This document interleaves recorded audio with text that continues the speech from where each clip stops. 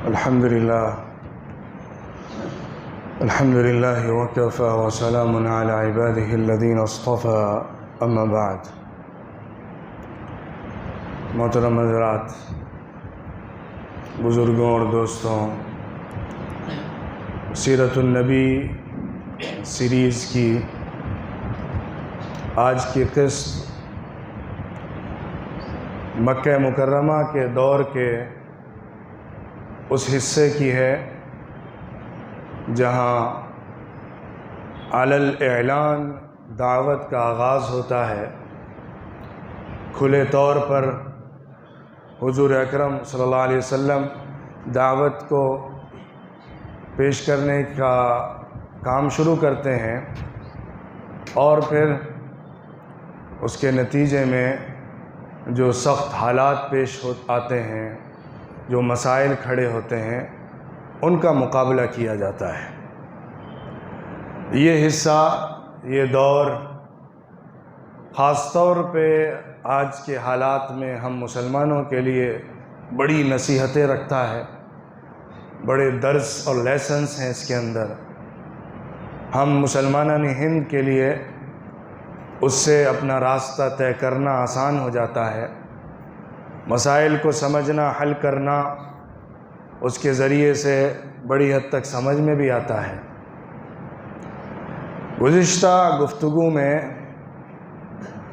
خفیہ طور پہ سیکرٹ دعوت کا جو دور تھا اس پر روشنی ڈالی گئی تھی، جو کہ 3 سال کا نبی بننے کے بعد کا دور تھا۔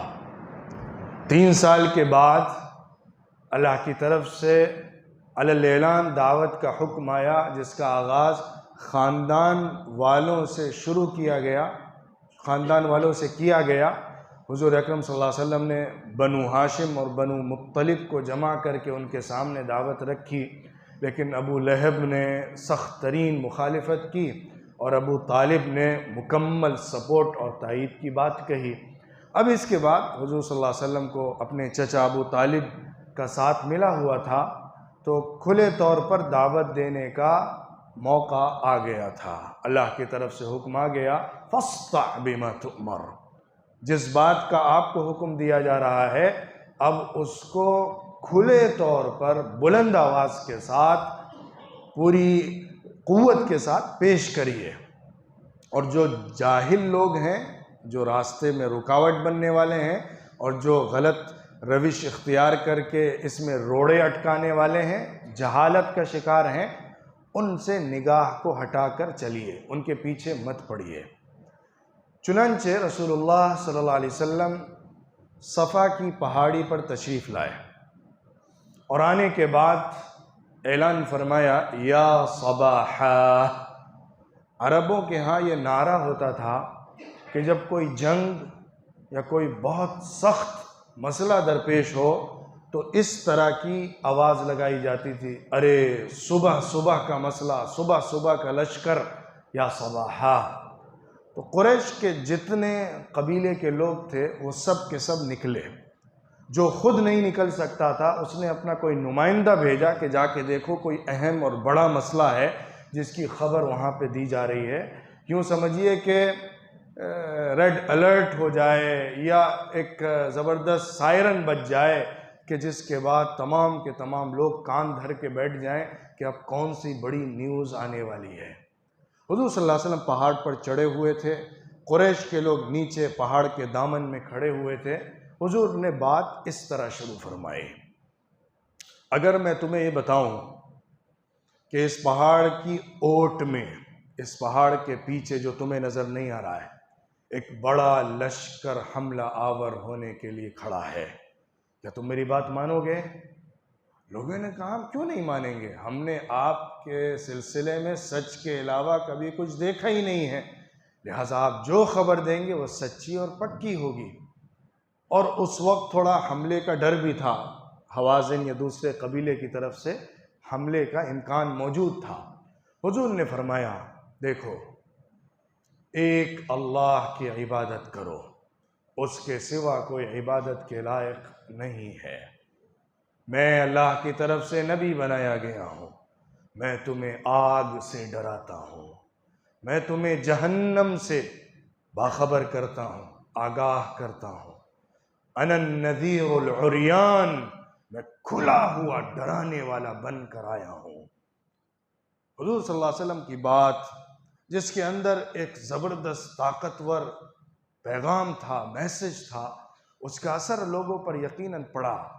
لیکن ابو لہب جو پہلے سے جان چکا تھا کہ محمد کیوں یہاں پر آیا ہے، کیوں لوگوں کو جمع کر رہا ہے، کیونکہ وہ پرائیویٹ میٹنگ کے اندر پہلے ہی مخالفت کر چکا تھا، حضور صلی اللہ علیہ وسلم کو دھمکا بھی چکا تھا، آگاہ بھی کر چکا تھا کہ آپ اس کو آ کے لے کر مت چلیے ورنہ ہم آپ کو چھوڑ دیں گے، آپ کا ساتھ نہیں دیں گے۔ اس نے وہاں پر کہا تبا لک سائر الیوم لہذا جمعتنا، تیرا تو ستیہ ناس ہو جائے، تیرا دن برباد ہو جائے، ہلاک ہو جائے، اس کے لیے ہمیں یہاں جمع کیا تھا۔ ہم کاروبار کے لیے، کام کے لیے، اپنے مشغلوں کے لیے نکل رہے تھے اور وقت برباد کرنے کے لیے تم نے ہمیں یہاں جمع کیا کہ اس طرح کی دینی باتیں کر کے ہم کو ادھر ادھر کی باتیں سناؤ اور سمجھاؤ۔ چلو، اس نے لوگوں کو بکھیر دیا اور لوگ اپنے اپنے کاموں میں چلے گئے۔ لیکن بہرحال ایک کھلے طور پر پورے قریش کے سامنے حضور صلی اللہ علیہ وسلم کی رسالت، نبوت اور اسلام کی بات پہنچا دی گئی۔ اب اس کے بعد سے حضور صلی اللہ علیہ وسلم نے علی الاعلان دعوت کا کام شروع کیا۔ جو محفلیں تھیں، جو مجلسیں تھیں، جو قبیلے تھے، قبیلے کے جو بڑے لیڈر تھے یا کمزور طبقے کے افراد تھے، جہاں جہاں تک بات پہنچائی جا سکتی تھی، اب حضور صلی اللہ علیہ وسلم کھلے طور پر پہنچانے لگے۔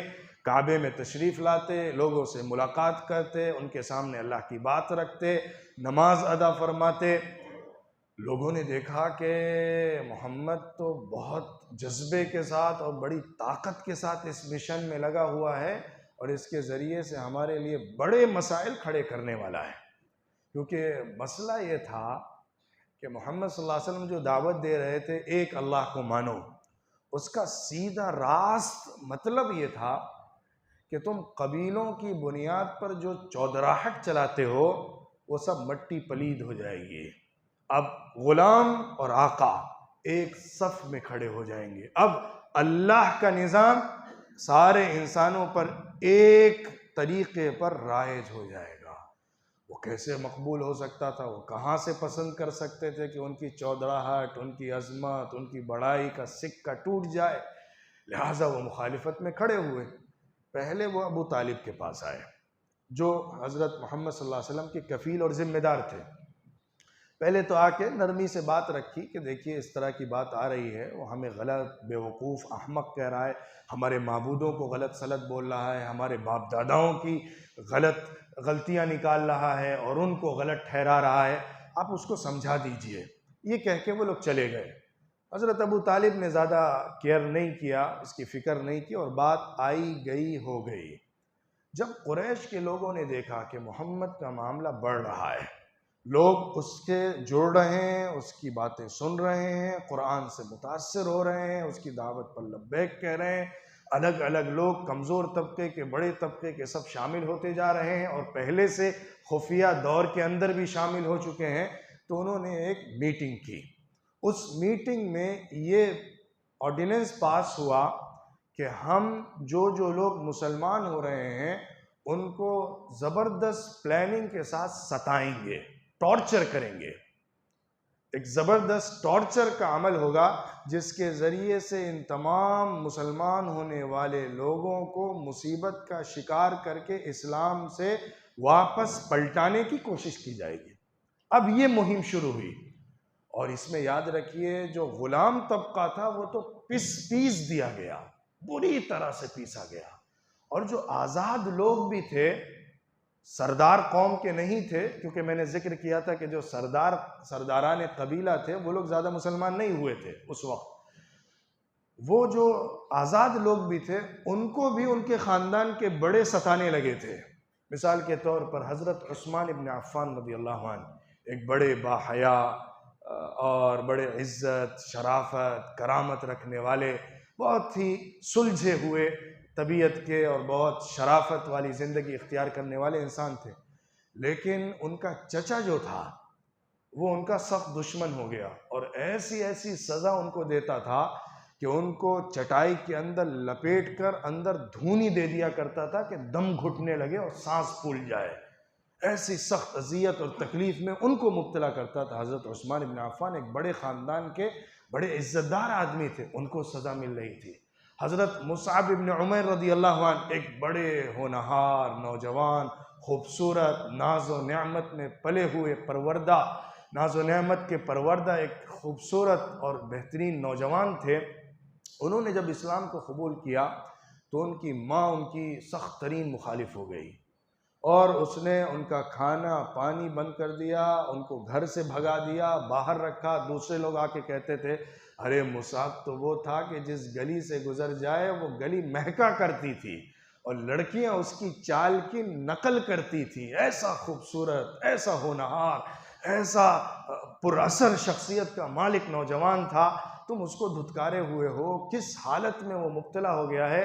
ان کی حالت بھوک پیاس سے، کمزوری سے، پریشانی سے یہ ہو گئی تھی کہ روایت میں آتا ہے کہ ان کی جسم کی کھال ایسے گر گئی تھی، ایسے بجھ گئی تھی کہ جیسا کہ سانپ اپنی کچلی بدل لیتا ہے.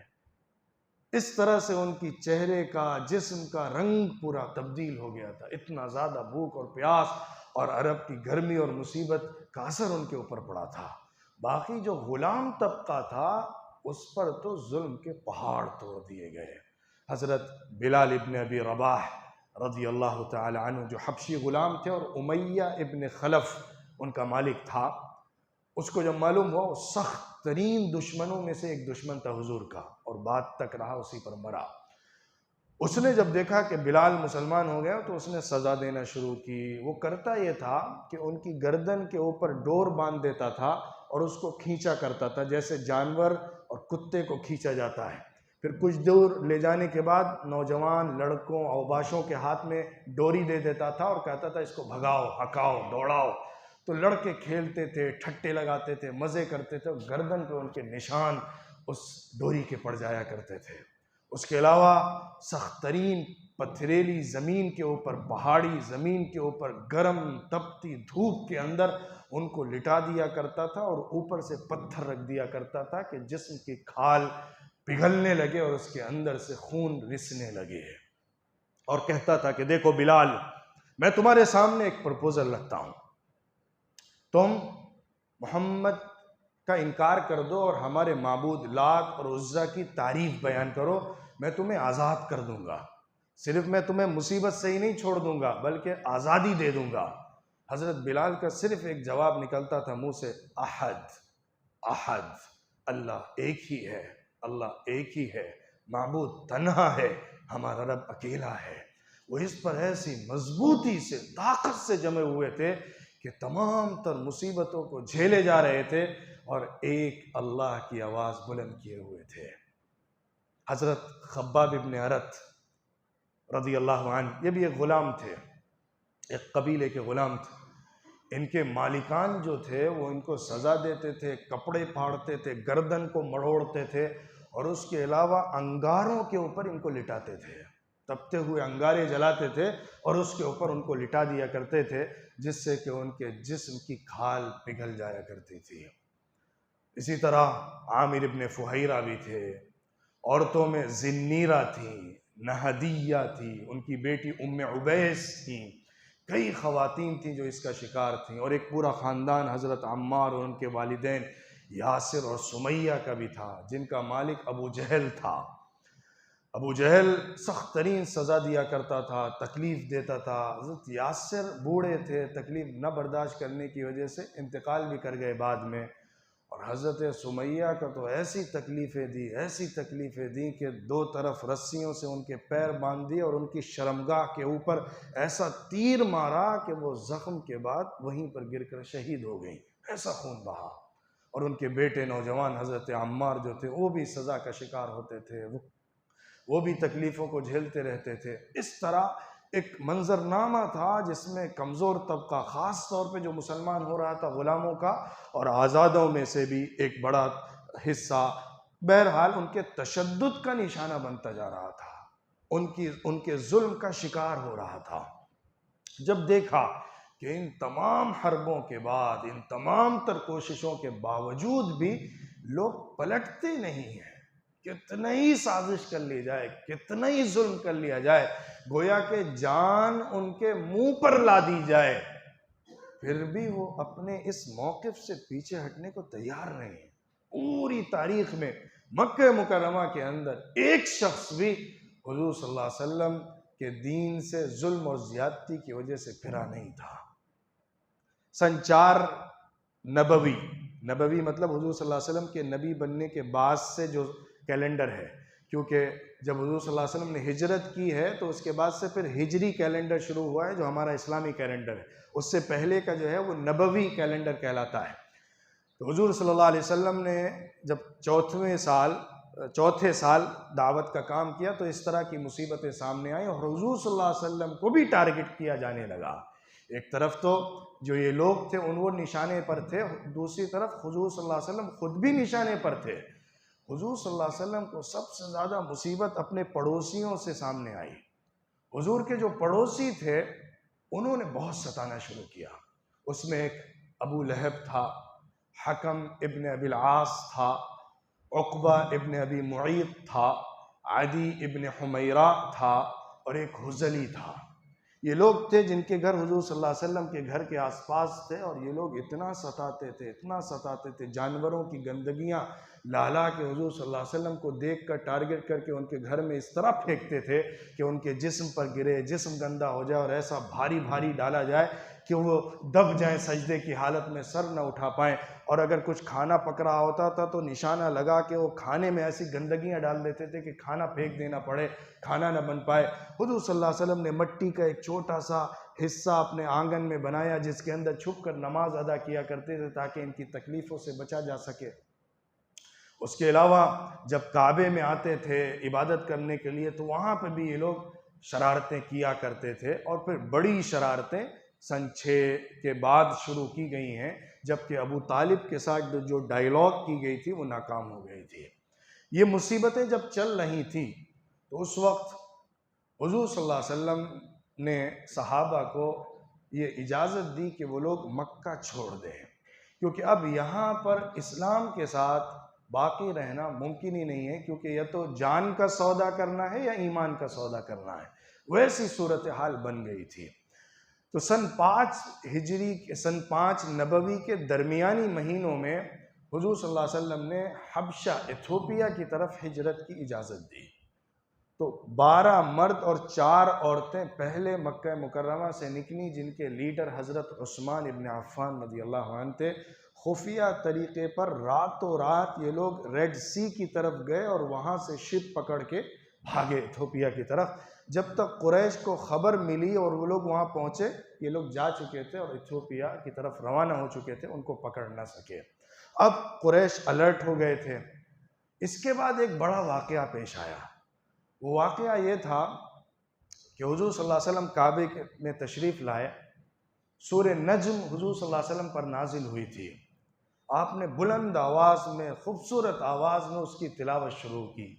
وَالنَّجْمِ إِذَا هَوَى مَا ضَلَّ صَاحِبُكُمْ وَمَا غَوَى وَمَا يَنطِقُ عَنِ الْهَوَى إِنْ هُوَ إِلَّا وَحْيٌ يُوحَى عَلَّمَهُ شَدِيدُ الْقُوَى ذُو مِرَّةٍ فَاسْتَوَى وَهُوَ بِالْأُفُقِ الْأَعْلَى ثم دنا فتدلى فكان قاب قوسين أو أدنى۔ پوری سورت پڑھتے جا رہے تھے۔ جتنے قریش کے سردار اور لیڈران اور افراد تھے کعبے کے آس پاس اور وہاں پر موجود، وہ سب دیکھ کر دم بخود ہو گئے تھے، ششدر اور ٹھٹک گئے تھے، اور اس قرآن کی سورت کا ایسا جادو چلا تھا کہ وہ دم بخود ہو کر صرف ٹکٹکی باندھے ہوئے ان الفاظ کو سنتے جا رہے تھے اور سر جھکائے ہوئے متاثر ہوئے تھے، کیونکہ اس صورت کے اندر جو اللہ نے حضور صلی اللہ علیہ وسلم کا موقف، حضور کی تعریف، حضور کا منصب، حضور کی وحی، اللہ کی طرف سے کی جانے والی وحی کا تذکرہ کیا ہے، توحید کی دعوت کا اعلان فرمایا ہے، زبردست طریقے پر ان آیات کے اندر آیا ہے، اور ایسا الفاظ کا جادو ہے الفاظ، فصاحت، بلاغت.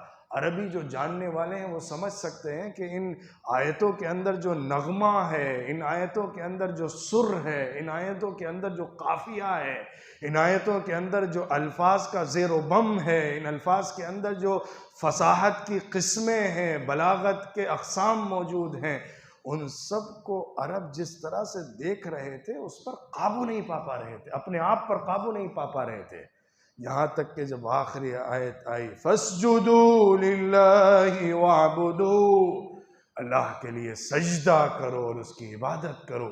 حضور صلی اللہ علیہ وسلم سجدے میں گر گئے اور تمام یہ سارے مشرکین حضور کے ساتھ ساتھ سجدے میں گر گئے. ایسا اثر، ایسا جادو چلا.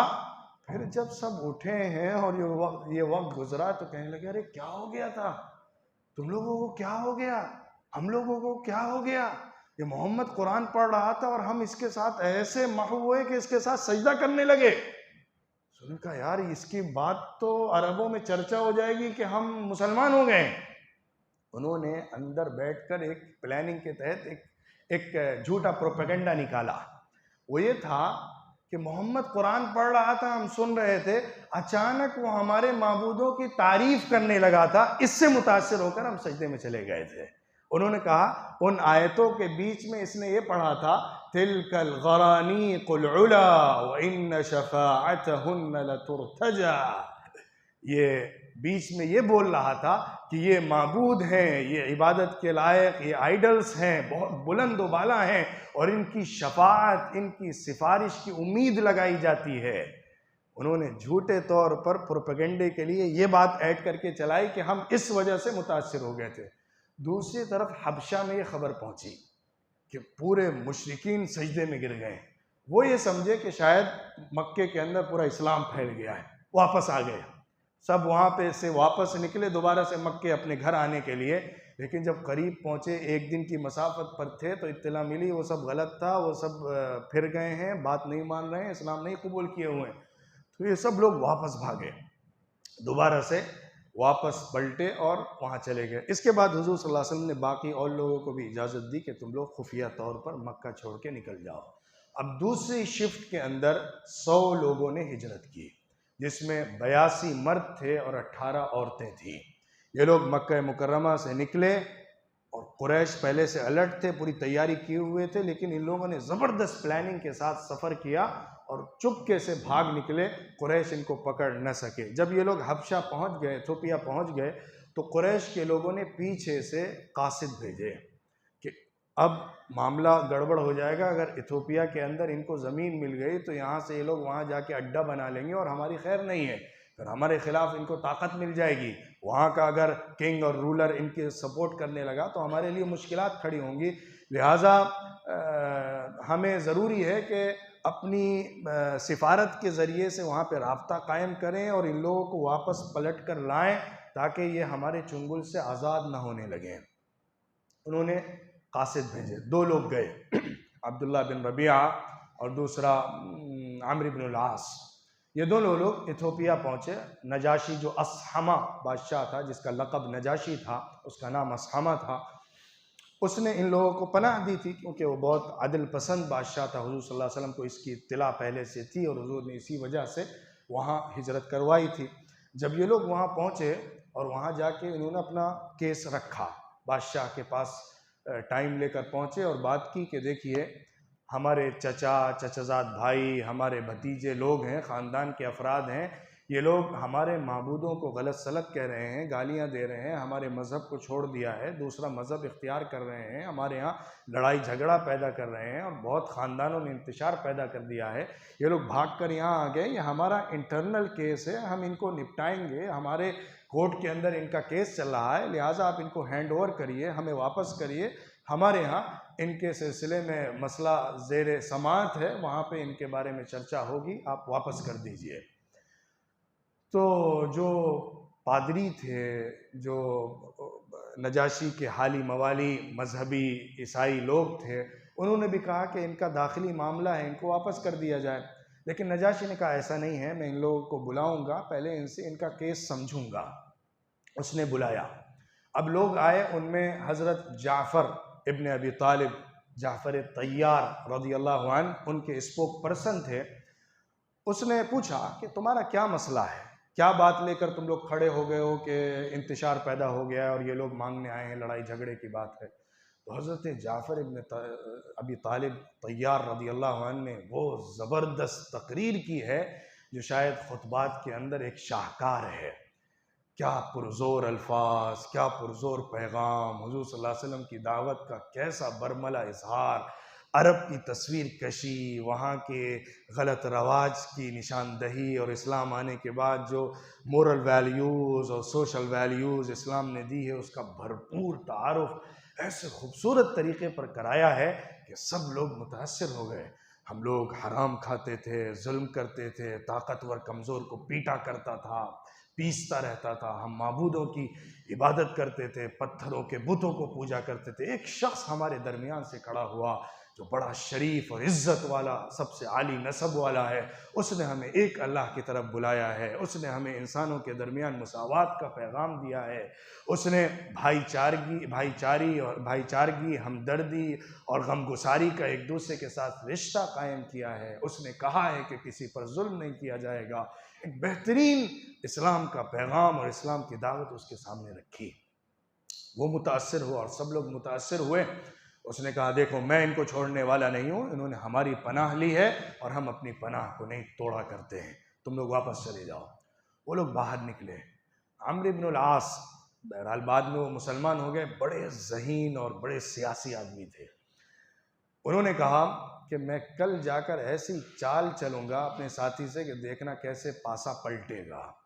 اگلے دن دوبارہ دربار لگا نجاشی کا، یہ آئے، انہوں نے کہا دیکھیے یہ جو آپ کا ساتھی ہے نا، آپ سے پناہ لے کر رہ رہا ہے، یہ شخص آپ کے نبی عیسیٰ ابن مریم کے بارے میں کیا کیا کہتا ہے، کچھ خبر بھی ہے؟ اس نے کہا اچھا ہمارے نبی کے بارے میں کچھ باتیں ہیں کیا ان کے پاس، بلاؤ۔ دوبارہ سے بلایا گیا، میٹنگ رکھی گئی، حضرت جعفر کے سامنے بات آئی۔ حضرت جعفر سورہ مریم اس کو پچھلے دن سنا چکے تھے، آج کے دن جب پوچھا گیا تمہارا موقف کیا ہے عیسیٰ کے بارے میں، تو انہوں نے کہا دیکھیے ہمارا نظریہ، ہمارے نبی نے ہم کو یہ بتایا ہے عیسیٰ علیہ السلام کے بارے میں، وہ اللہ کے بندے، اللہ کے رسول ہیں، اللہ کا کلمہ ہیں، اللہ نے ان کو پھونکا ہے، روح ہے جن کو مریم کے اندر پھونکا گیا تھا۔ تو نجاشی نے ایک تنکا اپنے جو ہے عرش کے پاس سے، کرسی کے پاس سے اٹھایا اور کہا خدا کی قسم عیسیٰ علیہ السلام اس تنکے کے برابر بھی اس سے زیادہ نہیں ہے جتنا کہ یہ بتا رہے ہیں۔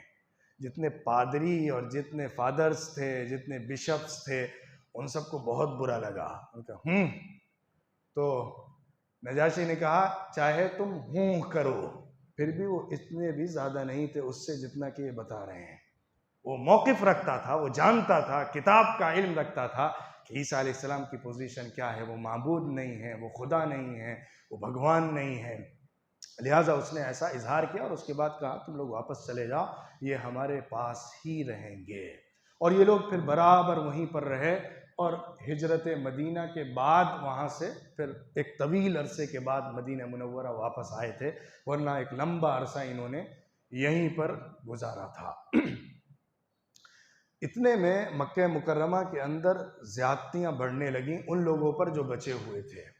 ایک طبقہ جو بہت پس رہا تھا وہ تو بھاگ گیا تھا، لیکن جو وہاں موجود تھا وہ تشدد کا نشانہ بن رہا تھا۔ حضرت ابوبکر رضی اللہ عنہ جیسا سرداروں میں سے ایک عزت والا آدمی اور ایک بہت وقار اور عظمت رکھنے والا انسان، اس کو بھی نشانہ بنایا جا رہا تھا، اتنا مارا جاتا کہ ان کی ناک سے خون نکل جاتا اور ناک اور گال برابر ہو جاتے، چپٹا دیے جاتے، ایسا سختی سے پیٹا جاتا تھا ان کو۔ کعبے میں جب آ کر حضور صلی اللہ علیہ وسلم کے طریقے کے مطابق عبادت کیا کرتے تھے، اللہ کے دین کی بات کرتے تھے۔ اس کے بعد انہوں نے ارادہ کیا وہ بھی ہجرت کر جائیں حبشہ کی طرف۔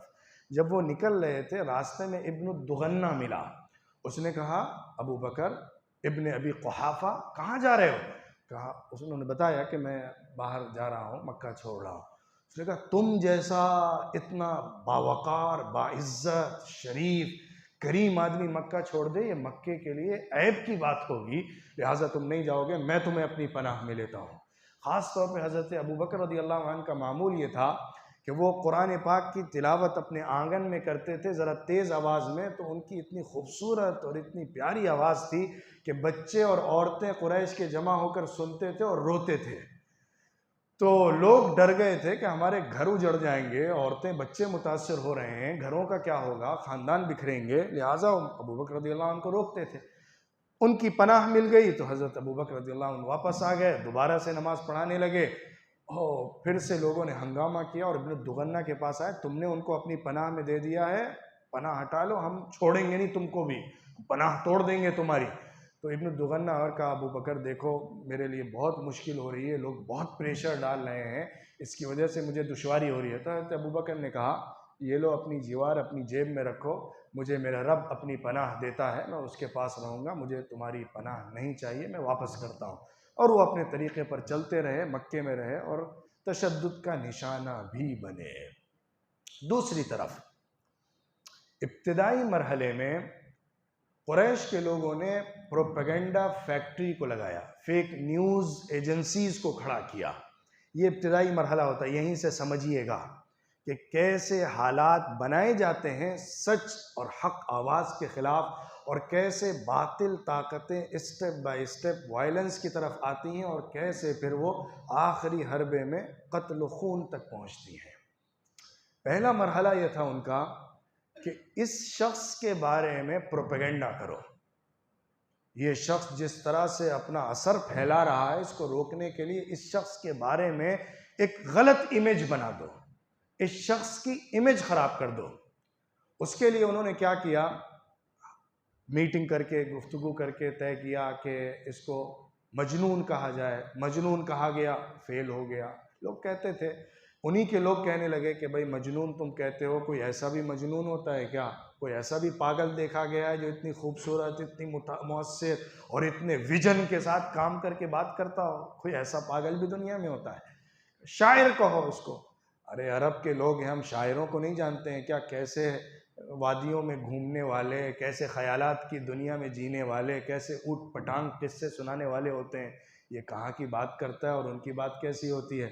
کاہن کہو اس کو۔ کاہن وہ ہوتا ہے جو غیب کی خبریں لا لا کے بتاتا ہے، کل ایسا ہونے والا ہے، تمہارا یہ ہونے والا ہے، تمہارا یہ ہونے والا ہے، اس خاندان پہ یہ آنے والا ہے، ان کے ساتھ یہ مصیبت ہونے والی ہے، اس کو یہ بھلائی ملنے والی ہے، مستقبل کی اور غیب کی خبریں دیتا ہے۔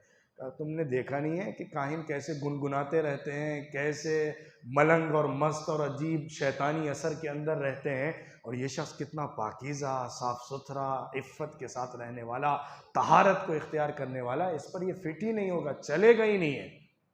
پھر کیا کیا جائے، قافیہ شناس ہے، یہ انگلیوں کے نشانات دیکھ کر خبریں سناتا ہے۔ ارے کہاں یہ سب بتاتا ہے، یہ تو اللہ کی خبریں سنا رہا ہے، کہاں یہ بھی چلے گا۔ پھر کیا کیا جائے، جادوگر۔ جادوگر بھی کوئی ایسے ہوتے ہیں کیا؟ بات آئی، لیکن کہا پھر بھی یہ تھوڑا بہت چلنے والی چیز ہے، لہٰذا یہ چلاؤ کہ یہ جادوگر ہے، یہ چلاؤ کہ یہ جادوگر ہے، یہ ماں بہن بیٹے اور باپ اور اولاد کے درمیان تفریق کرتا رہتا ہے، پھوٹ ڈالتا ہے، یہ جادوگر ہے جو خاندانوں کو توڑنے کا کام کرتا ہے۔ اس طرح کچھ بات چل سکتی ہے۔ یہ کہہ کر انہوں نے باتیں چلائیں، اور پھر جو حج کے موقع پر سن 4 ہجری کے حج میں لوگ باہر سے آئے تھے ان کو بھی بہکایا، اسی میں طفیل ابن عمرو دوسی بھی متاثر ہوئے تھے، اور پھر اسلام اور قرآن کو سننے کے بعد مسلمان ہو گئے تھے۔ یہ ان کی مہم تھی جو چل رہی تھی۔ چلتے چلتے وہ اسٹیپ آیا جس میں آنے کے بعد انہوں نے ابو طالب کے ساتھ ڈائیلاگ کی۔ ان کا ایک ڈیلیگیشن آیا ابو طالب کے پاس، غالباً سن ہجرت حبشہ کے بعد ہی ایسا ہوا، سن 6 ہجری میں غالباً۔ وہ آیا اور آ کر ابو طالب سے بات کی کہ دیکھو یہ شخص ہے جو بہت طاقت کے ساتھ کام کرتا جا رہا ہے، بڑھتا جا رہا ہے، اور ہمارے معبودوں کو غلط کہہ رہا ہے، ہمیں بیوقوف ٹھہرا رہا ہے، ہمارے خلاف اس نے پورا ماحول بنا دیا ہے، ہمارے باپ داداؤں کو گالیاں دیتا ہے، ہمارے معبودوں کو برا بھلا کہا کرتا ہے، ان کو بیوقوف اور احمق ٹھہرا رہا ہے، تم اس کو روک لو، ہم وارننگ دینے آئے ہیں، تم اس کو روک لو، ورنہ پھر ہم سب مل کر لڑائی کریں گے، جنگ چھیڑ دیں گے، یا تو تم بچو گے یا ہم بچیں گے۔ وارننگ دے کر جا رہے ہیں زبردست جنگ ہوگی، ایک فریق پھر بچے گا، یا تو تم یا پھر ہم۔ حضرت ابو طالب متاثر ہوئے اس بات سے کہ بھائی اتنی بڑی دھمکی ان سب کی طرف سے مشترکہ طور پہ ان کے پارلیمنٹ سے پاس ہو کر ان کے پوری ڈیلیگیشن کی طرف سے آ رہی ہے، تو انہوں نے حضور صلی اللہ علیہ وسلم کو بلایا اور کہا کہ محمد، قریش کے لوگ آئے تھے، مجھ سے اس طرح کی بات کر کے گئے ہیں، بہت زیادہ بوجھ مجھ پر پڑ گیا ہے، اس طرح کی باتیں آ رہی ہیں۔ حضور صلی اللہ علیہ وسلم نے جب دیکھا کہ ابو طالب کے اوپر بھی بہت دباؤ ہے، تو انہوں نے اپنا مضبوط موقف پیش کر دیا۔ انہوں نے کہا واللہ لو وضع الشمس فی یمینی والقمر فی یساری، خدا کی قسم اگر یہ سب مل کر میرے دائیں ہاتھ میں سورج لا کر رکھ دیں اور بائیں ہاتھ میں چاند توڑ کر لے آئیں، اس بات پر کہ میں اپنے اس دین کی دعوت کو چھوڑ دوں، تو میں ایسا کرنے والا نہیں ہوں، یا تو میں غالب آ جاؤں یا پھر میں اس راستے میں اپنی جان دے دوں۔ ابو طالب نے جب دیکھا کہ یہ ٹس سے مس ہونے والا نہیں ہے، یہ بندہ، یہ انسان پوری فولادی طاقت کے ساتھ اپنے موقف پر کھڑا ہوا ہے، تو اس نے کہا بیٹا جاؤ، میں تمہاری تائید کرتا ہی رہوں گا، پورے عرب کو دیکھ لوں گا۔ مکمل سپورٹ اور طاقت دی۔ اس کے بعد حضور اکرم صلی اللہ علیہ وسلم اپنے کام میں لگے رہے۔ جب یہ ڈیلیگیشن فیل ہو گیا، اس کے کچھ دن کے بعد ہی نیکسٹ ڈیلیگیشن آیا، اور وہ آ کے کہتا ہے عمارہ ابن ولید ابن مغیرہ کو لے کر آیا۔ ولید ابن مغیرہ جو ایک بڑا وہاں کا لیڈر اور بہت مالدار آدمی تھا، اس کا ایک خوبصورت بیٹا تھا، اس کو لے کر آیا۔ ابو طالب سے کہا کہ دیکھیے آپ کا لڑکا ہے نا، آپ کا بھتیجا ہے، آپ اسے ہمیں دے دیجئے، ہم اپنے خاندان کا سب سے زیادہ مالدار اور عزت والے شخص کا بیٹا آپ کو دیتے ہیں، آپ پالیے، آپ کفیل بنیے، آپ کا متبنہ ہو جائے گا، ایڈاپٹیڈ ہو جائے گا، آپ اس کو رکھیے، آپ کا بیٹا بن جائے گا، محمد کو ہمیں دے دیجئے، ہم اس کو قتل کریں گے، اب برداشت نہیں ہوتا ہے۔ تو ابو طالب نے کہا کیسی بے وقوفی کی بات تم لوگ کرتے ہو، اپنا بیٹا مجھے دیتے ہو کہ میں اس کو کھلاؤں پلاؤں پالوں پوسوں، اور میرے بیٹے کو لے کر تم گردن کاٹ دو گے؟ یہ انصاف ہے؟ یہ کیسا مذاق ہے؟ یہ انصاف نہیں ہے، مذاق ہے، جاؤ میں نہیں دیتا۔ وہ لوگ واپس آ گئے اور دیکھا کہ اب یہاں کچھ دال گلنے والی نہیں ہے، نہ ابو طالب پیچھے ہٹ رہے ہیں اپنی سرپرستی سے، اور نہ محمد اپنے موقف سے پیچھے ہٹ رہے ہیں۔ تو آ کر پھر محمد صلی اللہ علیہ وسلم سے بات شروع کی۔ انہوں نے کہا دیکھو محمد، ہم ایک پروپوزل لے کر آئے تمہارے پاس، وہ یہ ہے کہ ہم دونوں کمپرومائز کرتے ہیں، تم بھی تھوڑا نیچے اترو، ہم بھی تھوڑا نیچے اترتے ہیں۔ وَدُّوا لَوْ تُدْهِنُوا فَيُدْهِنُونَ، تم تھوڑا کمپرومائز کرو، ہم بھی کمپرومائز کرنے کو تیار ہیں۔ وہ یہ ہے ایک سال تم ہمارے جو معبود ہیں ان کی عبادت آ کے تھوڑی پوجا ووجا کر لیا کرو، ان کی تھوڑی تعظیم کر لیا کرو، نیکسٹ ایئر ہم تمہارے ایک اللہ کی عبادت کیا کریں گے، ایک سال ہمارے معبودوں کی عبادت ہو، ایک سال تمہارے ایک معبود کی عبادت ہو، اس طرح ہم دونوں مل کر رہیں گے۔ ظاہر ہے اسلام میں شرک کو کسی دائرے میں بھی قبول کرنے کا امکان نہیں ہوتا ہے۔ اللہ نے سورہ کافرون نازل فرمائے، قُلْ يَا أَيُّهَا الْكَافِرُونَ، آپ کہیے اے کافر لوگوں، لَا أَعْبُدُ مَا تَعْبُدُونَ، تم جن کی عبادت کرتے ہو ہم اس کی عبادت نہیں کر سکتے ہیں، وَلَا أَنْتُمْ عَابِدُونَ مَا أَعْبُدُ، جس کی میں عبادت کرتا ہوں اس کی تم بھی عبادت نہیں کرتے۔ اگر تم ایک سال عبادت کرو گے بھی تو اللہ کے یہاں قبول نہیں ہوتی ہے، معبودوں کی بھی عبادت کرو، اللہ کی بھی کرو، تو وہ عبادت اللہ کی نہیں ہوتی ہے۔ وَلَا أَنْتُمْ عَابِدُونَ وَلَا أَنَا عَابِدٌ مَا عَبَدتُّمْ، اور میں تو ہرگز کسی صورت عبادت کرنے والا ہوں ہی نہیں تمہارے معبودوں کی۔ وَلَا أَنْتُمْ عَابِدُونَ مَا أَعْبُدُ، تم بھی ہمارے معبود کی عبادت نہیں کرتے ہو۔ لَكُمْ دِينُكُمْ وَلِيَ دِينِ، تم اپنے دین پر برقرار رہو، ہمیں اپنے دین پر چلنے دو۔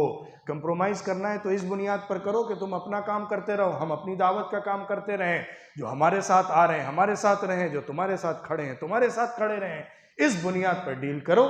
لیکن ان کو تو قبول ہی نہیں تھا، کیونکہ جانتے تھے کہ اس دعوت کے اندر جتنی طاقت ہے کہ ہماری زمین ہمارے پیروں کے نیچے سے زمین کھینچ لے گی، لہٰذا وہ اس پر قبول ہو ہی نہیں سکتی تھی۔ اس کے بعد انہوں نے پھر سازش کی کہ محمد کو قتل کرنا ہے۔ 25 لوگوں کا ممبرز کا ایک کمیٹی بیٹھی. انہوں نے ڈیسائیڈ کیا کہ اب محمد کو چھوڑنا نہیں ہے، مارنا ہے.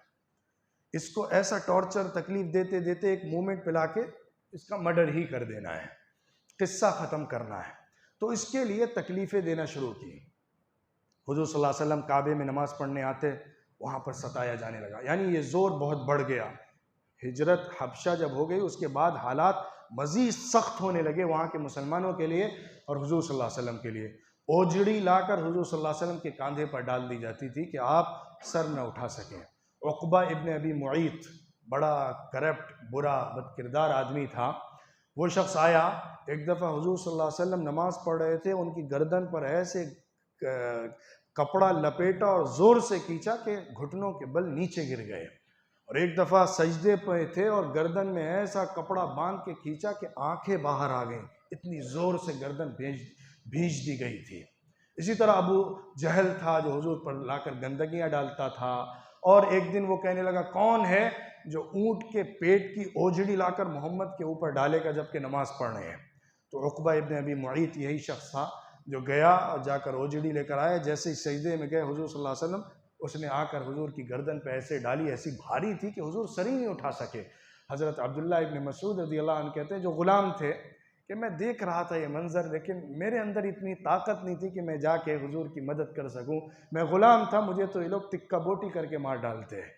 اسی حالت میں حضور بہت دیر تک پڑے رہے اور یہ لوگ ہنس رہے ہیں، ٹھٹے مار رہے ہیں، مذاق بنا رہے ہیں اور جوک کر رہے ہیں. حضور صلی اللہ علیہ وسلم کے اوپر اس عمل کو کرنے کے بعد استہزاء کر رہے ہیں.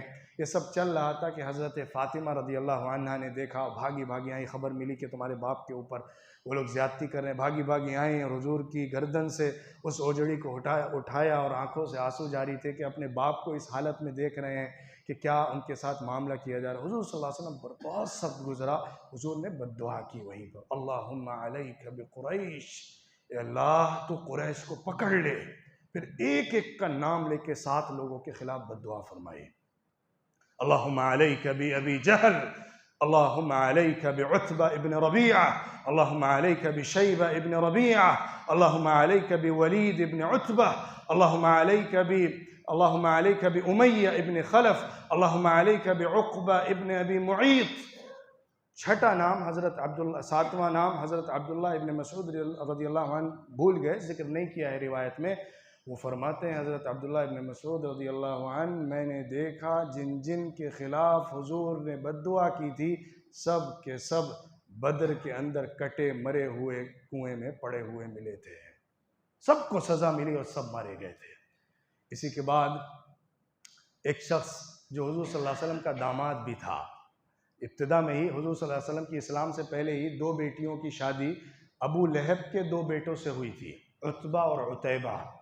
جب ابو لہب نے دیکھا کہ محمد بات نہیں مان رہے ہیں اور اسلام کی دعوت دے رہے ہیں تو اس نے اپنے دونوں بیٹوں سے حضور صلی اللہ علیہ وسلم کی دونوں بیٹیوں کو چھڑوا دیا، طلاق دلوا دی تھی. اور وہ بہت سخت مخالف تھا ہی. ایک دفعہ عتیبہ جو حضور کا داماد رہ چکا تھا پہلے، وہ آیا اور آنے کے بعد حضور صلی اللہ علیہ وسلم کو گالی والی دی اور آپ کا کپڑا نوچا اور پھاڑا اور تھوکا. اتنا غلیظ اور گندا بد کردار حضور کے اوپر تھوک رہا تھا. ظاہر حضور کے اوپر تھوک تو نہیں گرا لیکن حضور کے منہ کی طرف تھوکا تھا اس نے. حضور صلی اللہ علیہ وسلم نے اس پر بد دعا دی تھی اور کہا تھا اللہ تجھ پر ایک کتے کو مسلط کر دے. اسی کے بعد ہی وہ شام کی طرف سفر میں گیا ہوا تھا. آپ ایک جگہ جب ایک علاقے میں پہنچا، وہاں پر پہنچنے کے بعد قافلے کا پڑاؤ تھا، وہاں پر قیام تھا. اس قیام کے درمیان خبر ہوئی کہ یہاں ایک شیر نکلا ہوا ہے. تو وہ ڈر گیا، وہ سمجھا کہ محمد نے جو بد دعا کی ہے وہ میرے اوپر پوری ہونے والی ہے. ایسا گھبرا رہا تھا. اس نے کہا مجھے ڈر لگ رہا ہے، محمد کی دھمکی مجھے یہاں پر پکڑ لے گی، ایسا بول رہا تھا. لوگوں نے کہا گھبراؤ نہیں، ہم تمہارے ساتھ ہیں. پورے قافلے کے لوگوں نے بیچ میں اس کا بستر لگایا اور آس پاس پورے لوگ سوئے کہ تمہیں ڈرنے کی ضرورت نہیں، ہم سب لوگ پورے موجود ہیں، کوئی گھبرانے کی بات نہیں ہے. روایات میں ہے کہ رات میں وہ شیر آیا، سارے لوگوں کو پھلانگتا ہوا بغیر کسی کو نقصان پہنچائے ہوئے اس کی گردن کو موڑ گیا اور اس کو ذبح کر دیا، کاٹ کے کھا گیا. حضور کی بددعا کیسی اس کے اوپر فوراً ثابت ہوئی۔ اسی واردات کے درمیان جو حضور کے خلاف ہو رہی تھیں، وارداتیں حضور کے خلاف ستانے کی، سازش کی، حضور کو تکلیفیں پہنچانے کی، کعبے کے اندر آ کر حضور کے لیے عبادت کرنا مشکل ہو گیا تھا، گھر کے اندر رہنا مشکل، وہاں پہ گندگیاں پھینکی جاتی تھی، اور ابو لہب کی بیوی حضور کی چچی ام جمیل جس کا نام عروہ تھا، وہ بھی بدترین، بہت بدگو اور بہت برے کردار کی عورت تھی۔ وہ بھی حضور صلی اللہ علیہ وسلم کے لیے رات میں گھر کے باہر، دروازے کے باہر کانٹے بچھایا کرتی تھی کہ جب نکلے باہر تو پیر زخمی ہو جائے، اور ابو جہل جو تھا وہ بھی حضور کے پیچھے پیروں پر پتھر مارا کرتا تھا کہ خون پیروں سے رسنے لگتا تھا۔ تو یہ ام جمیل جو تھی ابو لہب کی بیوی، وہ گندگیاں بچھاتی تھی اور کانٹے بچھاتی تھی، لکڑیاں لا کے ڈال دیا کرتی تھی۔ قرآن میں اس کو حمالۃ الحطب کہا گیا ہے، لکڑیوں کو اٹھانے والی، کیونکہ حضور کو تکلیف دینے کے لیے لکڑیاں لا کر ڈالا کرتی تھی۔ اس کے بعد ہی جب کہ حضور صلی اللہ علیہ وسلم کے بیٹے کا ایک انتقال بھی ہوا تھا، اور اس وقت کئی لوگوں نے، ابو جہل بھی کا نام آتا ہے، ابو لہب کا بھی نام آتا ہے، عاص ابن وائل کا بھی نام آتا ہے، کئی لوگوں نے یہ چرچا کی کہ محمد گھبرانے کی بات نہیں، اس کی نسل وسل چلنے والی نہیں ہے، وہ تو کٹا ہوا ہے، اس کی کوئی نرینہ اولاد ہی نہیں بچتی ہے۔ تو اس وقت سورہ کوثر نازل ہوئی تھی کہ جو یہ سب کہہ رہے ہیں انہی کی نسل کٹ جائے گی، ان کی نسل آگے نہیں چلے گی۔ پھر اسی کے بعد جو اس نے، ابو لہب نے کوششیں حضور کے خلاف شروع کی تھی، حضور کے خلاف کارروائیاں کر رہا تھا، اس کی بیوی بھی لگی ہوئی تھی، سورہ لہب نازل فرمائی اللہ نے، جس میں ابو لہب کو برباد ہونے، جہنم میں جانے، اور اس کی بیوی کے بھی برباد ہونے کا تذکرہ کیا گیا تھا۔ اسی کے بعد ام جمیل غصے میں، طیش میں گھر سے نکلی اور بھاگی بھاگی آئی اور کعبے کے قریب پہنچی۔ وہاں دیکھا کہ حضور صلی اللہ علیہ وسلم اور حضرت ابوبکر وہاں پر بیٹھے ہوئے تھے۔ وہاں پہنچی اور اس نے دیکھا اس کو حضور نظر ہی نہیں آئے۔ حضرت جبریل علیہ السلام نے اللہ نے بھیج کر ایسا چھپایا کہ روایت میں ملتا ہے حضور صلی اللہ علیہ وسلم نے فرمایا کہ اللہ نے اس کی آنکھ پکڑ لی تھی کہ وہ مجھے نہیں دیکھ پا رہی تھی۔ وہ آ کر ابوبکر سے کہنے لگی تمہارا بھائی، تمہارا دوست، تمہارا ساتھی کہاں ہے؟ وہ ہمارے اور ہمارے گھر والوں کی ہجو کرتا ہے، برائیاں بیان کرتا ہے، مجھے مل جائے میں اسے چھوڑوں گی نہیں، اسے لعن طعن کروں گی، اسے سزا دوں گی۔ تو حضرت ابوبکر نے اس کے جانے کے بعد کہا اللہ کے رسول وہ آپ کو نہیں دیکھ رہی تھی کیا، مجھ سے پوچھ رہی تھی ایسا؟ حضور نے فرمایا اللہ نے اس کی آنکھ پکڑ لی تھی۔ انہی کارروائیوں کے دوران ایک دفعہ حضور اکرم صلی اللہ علیہ وسلم کو جب ابو جہل نے ایک جگہ دیکھا عبادت کرتے ہوئے، تو وہاں آ کر ان پر ایسا پتھر مارا کہ ان کے سر سے خون بہنے لگا۔ کوہ صفا کے پاس جب حضور صلی اللہ علیہ وسلم موجود تھے، اور اس سے پہلے ہی حضور اکرم صلی اللہ علیہ وسلم دار ارقم کے اندر جمع ہو کر لوگوں کو دعوت، تبلیغ، اصلاح کا کام کیا کرتے تھے۔ وہاں پر ہی پھر دعوت کی مہم چلا کرتی تھی۔ ابو جہل نے پھر جو کارروائیاں کیں اور اس کے بعد جو زیادتیوں کا شکار لوگوں کو کرنے لگا، اس واقعے کی خبر حضرت حمزہ رضی اللہ عنہ کو پہنچی۔ عبداللہ ابن جدعان کی جو لونڈی تھی، اس نے صفا کے پہاڑ کے قریب کے گھر سے جھانکتے ہوئے دیکھا کہ ابو جہل حضور کو مار رہا ہے، جس کی وجہ سے ان کے خون سے، سر سے خون بہہ گیا ہے۔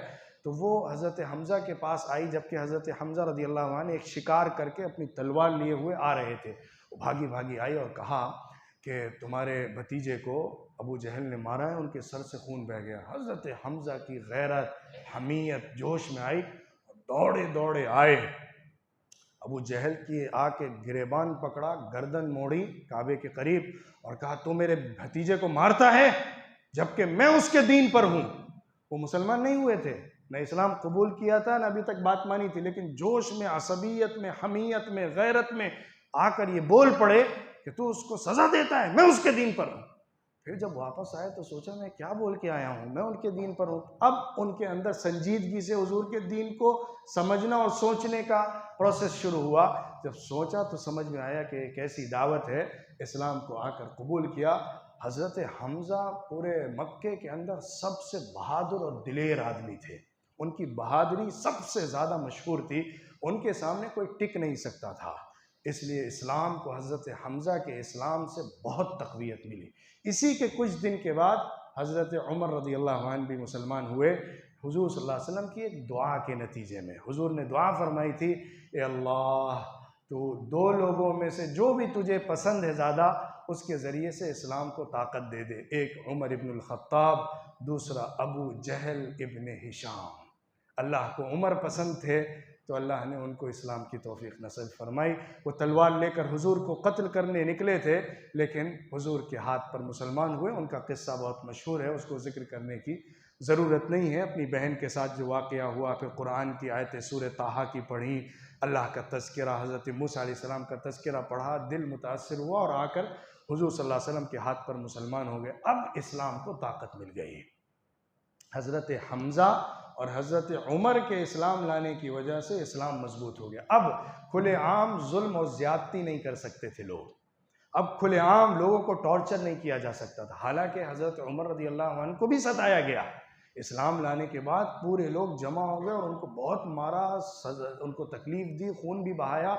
حضرت عمر رضی اللہ عنہ کھلے عام آ کر اعلان کر رہے تھے، دار ارقم سے نکل کے آیا اور سیدھے ابو جہل کے گھر کا دروازہ کھٹکھٹایا اور کھڑے ہو کر بولے کہ میں محمد کے دین کو قبول کر چکا ہوں۔ ابو جہل کے تو گویا کہ جس کو کہا جاتا ہے کہ سر میں لگی پیر میں بجھی، اوپر سے لگی نیچے جا کر تک جلا کر رکھ دیا، ایسا اس کو طیش آیا اور اس نے کہا تو بھی برباد ہو، جو تو قبول کر رہا ہے وہ بھی برباد ہو جائے۔ ان کے منہ پر دروازے کو بند کر دیا۔ لیکن حضرت عمر رضی اللہ عنہ کہتے تھے میں اپنے دین کو چھپاؤں گا نہیں۔ کعبے میں آ کے نماز پڑھتے تھے، اعلان کیا کرتے تھے جسے مقابلہ کرنا ہو آ جاؤ، میں پورے کو ایک ساتھ نپٹ لوں گا، میں اسلام کو قبول کر چکا ہوں۔ تو اللہ نے ان دونوں کے اسلام کے ذریعے سے بہت اسلام کو تقویت پہنچائی اور اسلام مضبوط ہو گیا۔ لیکن اب جو حضور صلی اللہ علیہ وسلم کو قتل کرنے کی سازش تھی وہ براہ راست تو وہ پورا نہیں کر سکتے تھے، کیونکہ بہرحال اسلام کو ایک طاقت مل گئی تھی، لیکن ان کی کوشش یہ تھی کہ حضور کو ٹارچر کیا جائے، تکلیف دی جائے، اس لیے وہ مختلف طریقوں پر حضور کو ستاتے رہتے تھے، تکلیف دیتے رہتے تھے، یہاں تک کہ ایک موقع پر جب دیکھا کہ یہ سب باتیں ہو گئی ہیں تو اب محمد کے ساتھ کچھ اور ڈیل کی جائے۔ تو ایک شخص عتبہ ابن ربیعہ ہے، وہ شخص حضور صلی اللہ علیہ وسلم کے پاس آیا اور آ کر کہنے لگا اے محمد، تم جو بات کہہ رہے ہو ہمارے معبودوں کو غلط کہہ رہے ہو، بیوقوف ٹھہرا رہے ہو، ایسا اور ایسا کر رہے ہو، ہم تمہارے سامنے کچھ درخواست رکھتے ہیں، تم اس کو قبول کر لو۔ اگر تمہیں عزت چاہیے تو ہم سارے سرداروں میں سے تمہیں سب سے زیادہ عزت والا بنا دیں گے، اگر تم بادشاہ بننا چاہتے ہو تو بادشاہ بنا دیں گے، مال چاہیے تو پورے مکے کا سب سے مالدار شخص تمہیں کو بنا دیں گے، عورت چاہیے تو 10 پورے عرب کی خوبصورت عورتیں لا کر تمہارے نکاح میں دے دیں گے، اگر تمہیں کچھ تکلیف اور بیماری اور زحمت ہے تو ہم سب سے اچھے ڈاکٹرز کو لائیں گے اور میڈیکل ٹریٹمنٹ تمہارا کرا کے تمہارا علاج کرا دیں گے، تمہیں اس کے ذریعے سے تکلیف دور ہو جائے گی۔ حضور صلی اللہ علیہ وسلم نے کہا تم اپنی بات کہہ چکے، جو سنانا تھا سنا چکے، کہا ہاں جو بتانا تھا بتا دیا۔ حضور نے کہا میری بھی سنو۔ بسم اللہ الرحمن الرحیم، حامیم تنزیل من الرحمن الرحیم، کتاب فصلت آیاته قرآنا عربیا لقوم یعقلون بشیرا ونذیرا فأعرض أكثرهم فهم لا يسمعون۔ سورہ حامیم سجدہ کی تلاوت حضور نے کی۔